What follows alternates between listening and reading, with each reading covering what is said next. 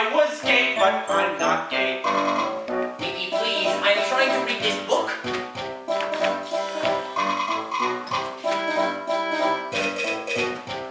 What? If you weren't weird, I think. I'd still be. No, it wasn't. That's it. If you were queer here, year after year, because you're dear to me, and I know that you would expect me to. I would?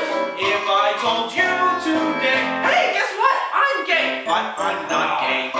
I'm happy just being with you. I might choose Pal Joey. So what does it matter to me what you do?